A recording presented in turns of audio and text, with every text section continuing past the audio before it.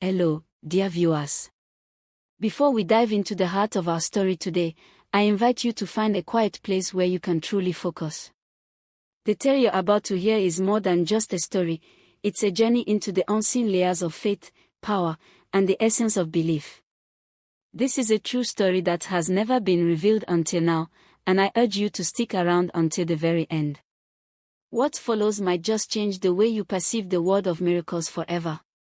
Once upon a time, in a small village named Willow Creek, nestled between lush green hills and soaring forest, there stood a quaint gathering of homes. To the naked eye, Willow Creek seemed ordinary, but every Sunday morning, something extraordinary happened. People traveled far and wide, filling the narrow, winding roads with their cars and their voices, united in a shared purpose, to attend the Radiant Hope Ministry, led by the enigmatic Pastor Samuel Thompson.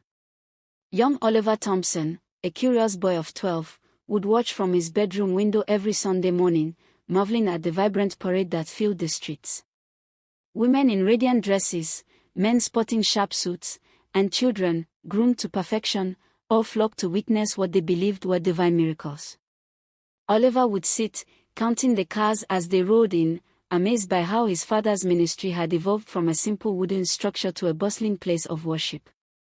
Pastor Samuel, affectionately known as the Miracle Maker among the townsfolk, had a reputation that preceded him.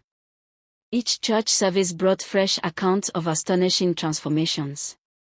The blind saw, crippled limbs regained warmth and strength, and the families of the poor suddenly found themselves with newfound wealth. The awe-inspiring stories captivated the hearts of many, but Oliver found an even greater fascination in the dichotomy of his father's character. At home, Pastor Samuel was a modest man. He often lost track of time in his study, consumed by thick volumes and old texts, frequently skipping meals until Oliver's mother, Abigail, urged him to eat. His wardrobe was made up of old sweaters patched in various places, and he would spend quiet afternoons tending to the garden, talking soothingly to the flowers. Yet, on Sundays, he transformed into an imposing figure in a crisp white suit, meticulously polished shoes that sparkled like the morning sun. Standing tall, he would often say, "Appearance matters, my son. People must see the glory of God reflected in our lives." Abigail Thompson was the ideal pastor's wife. Her voice led the congregation in song every Sunday, soaring high like an angel's melody, and their home was a sanctuary, always prepared for unexpected guests seeking counsel. Her unwavering smile, even amid fatigue, reminded Oliver of her resilience. "We must ever be ready to serve," she would remind him, straightening his tie before the service. "The work of God is never finished." From the outside, they appeared to be the perfect family, serving as paragons of virtue for the people of Willow Creek. Young mothers guided their children to admire Oliver, saying, "See how well-behaved he is." Fathers nudged their sons, proclaiming, "That boy is destined to walk in his father's footsteps." But Oliver, keenly observant, noticed pieces of their family life that others overlooked. It all began with peculiar late-night visitors to their home, arriving after Abigail retired for the night. They never entered through the front door but would slip in through the back, meeting quietly with Pastor Samuel in his study. Oliver would press his ear to the wall, trying to decipher the hushed conversations, but all he heard was the rustling of papers and occasionally the odd sound of chanting in an unfamiliar tongue.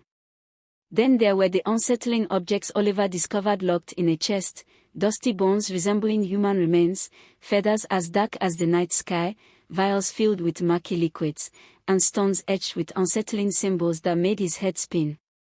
When Oliver's father caught him peeking inside, he quickly replied, "These are relics from my missionary journey, son. Educational tools to show the misguidance of false beliefs. Nothing more." But Oliver could see the fear in his father's eyes and the way his hands trembled as he shut the chest. Even the animals seemed to sense something unusual about Pastor Samuel. The neighborhood dogs would grow silent as he walked by, birds would hush their chirping, and even the stray cats, usually enticed by food scraps in the Thompsons' yard, would vanish at his approach. Yet, the miracles, they had to be real, right? Oliver had witnessed them firsthand. He remembered Mrs. Peterson, who had been blind for over a decade, suddenly exclaiming during a service that she could see again. How about Mr. Johnson, whose cancer vanished after Pastor Samuel laid hands on him? What about the day when money appeared to float down from the church ceiling as the congregation sang in joyful worship? This event ignited a flicker of hope in Oliver's heart, driving him to believe in his father's divinity. However, darkness seeped into his thoughts, manifesting as chilling nightmares. Night after night, he awoke to disconcerting sounds emerging from his father's study, scratching noises, whispers, and sometimes what seemed like cries of despair. One Sunday afternoon remained particularly etched in Oliver's memory. It was the peak of summer, and the church was overflowing with people. The air conditioning worked tirelessly to combat the heat as bodies swayed to the uplifting music led by Abigail's angelic voice. From the pulpit, Pastor Samuel appeared radiant in his white suit, a vision bathed in a heavenly glow. Brothers and sisters, he proclaimed in a voice powerful enough to rattle souls, "Today, God has shown me a vision, a great outpouring of miracles will flow like rivers." The congregation erupted in shouts of hallelujah, and praise filled the air. As Oliver nervously shifted in his front row seat, he watched his father move through the crowd, bestowing touches upon people who would fall backward, caught by eager congregants. Yet, later that day, something occurred that would haunt his dreams forever. A young mother approached, holding a fragile child born too soon. Pastor Samuel lifted the baby towards the heavens, praying fiercely, as Oliver felt an unsettling jolt when he caught a glimpse of his father's shadow against the wall. For a fleeting moment, it appeared larger than life, twisted and menacing, with horns protruding from its head. In that grisly flicker, Oliver could have sworn his father's eyes shifted to black. Later that night, he heard retching sounds coming from the restroom. Peering cautiously through the crack in his parents' bedroom door, he heard Abigail asking, "How much longer, Samuel? How much more must it take?" To which Pastor Samuel replied, his voice weary, "As long as it takes. We've come too far to turn back now." Resting in bed, Oliver couldn't escape the chaos swirling in his mind. He was convinced his father was a man of God, the miracles were genuine. But why did it feel like a shadow lurked beneath, waiting patiently to seize control? At school, Oliver found himself in an uncomfortable position. The pastor's son title set him apart from his classmates. Teachers held him to higher standards, and other children either stayed away or tried too hard to befriend him, hoping to tap into his father's blessings. Only Mira, a quiet girl from his math class, treated him like a normal kid. One day, over lunch, she leaned closer and said, "My grandmother says not all that glitters is gold. Some miracles have a price." Oliver wanted to probe her for explanations, but the lunch bell rang, and their moment slipped away. Yet, like an echo, her words stayed in his mind, bouncing back again and again. As his 15th birthday neared, the changes in his father became increasingly alarming. Pastor Samuel now spent more time barricaded in his study, sometimes not emerging for days. Abigail would leave meals at the door, and Oliver could hear odd rhythms of chanting rolling out, twisting around the midnight air.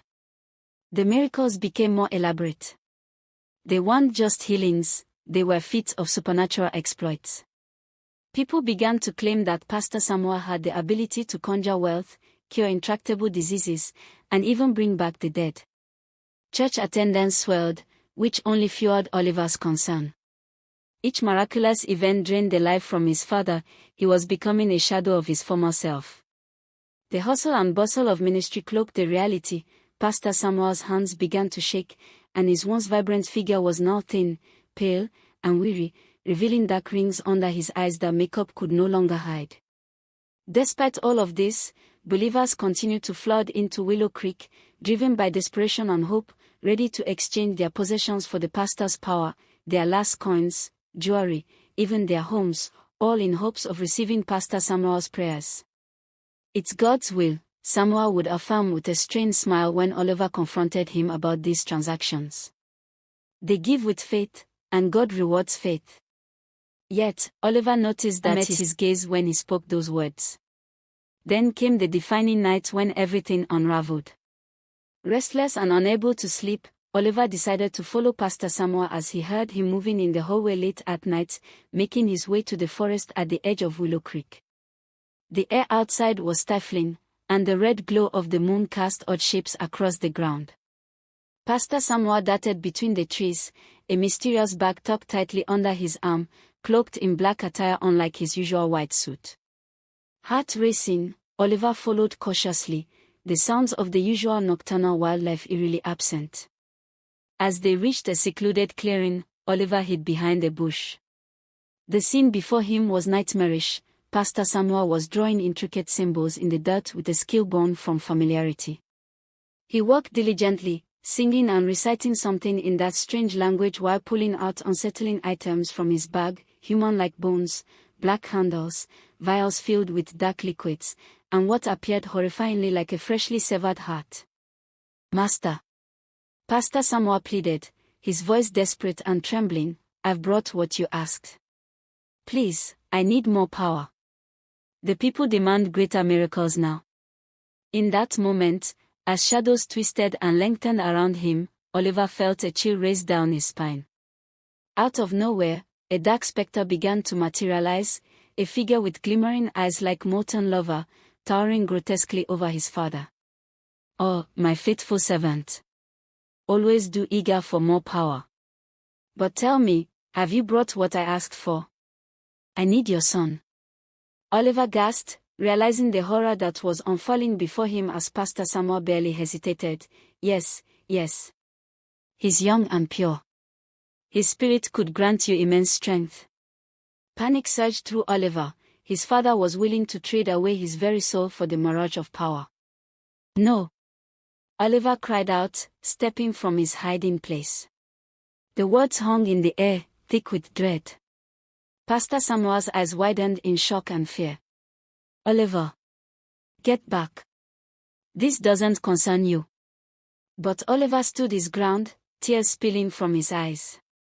"You can't sell my future. You're doing this for more fake miracles, for a false god." "Clever boy," the dark figure smirked, scrutinizing Oliver with an unsettling gaze. "You see what your father truly is, don't you?" Thomas felt paralyzed. Where was the strength that usually accompanied him?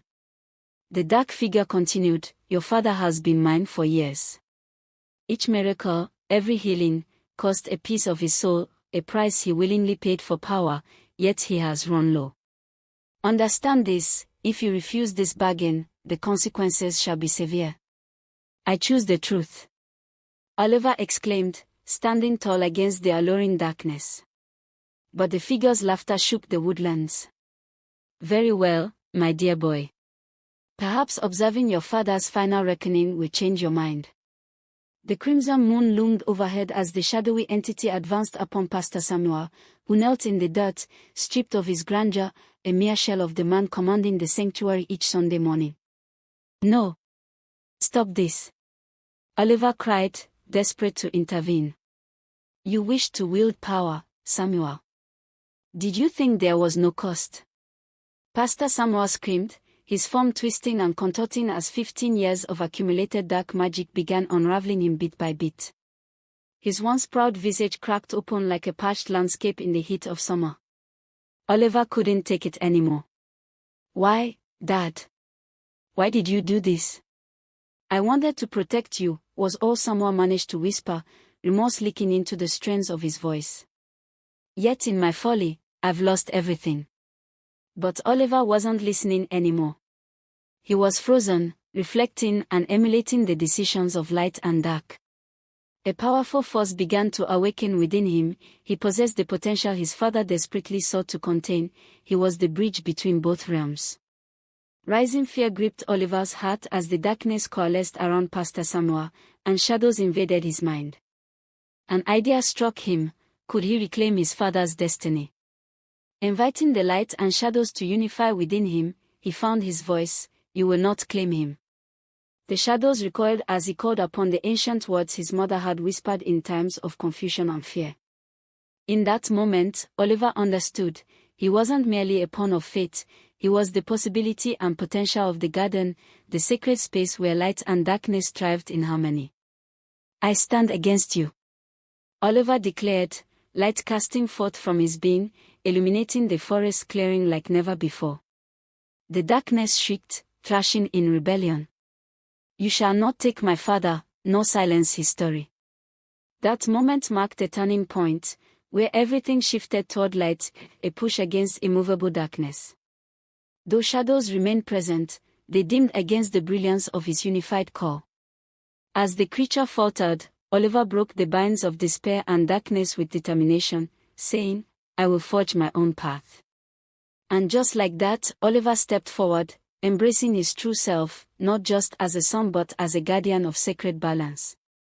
The chains that bound his father shattered, releasing both the man and the shadows as pure light connected with the essence of twilight.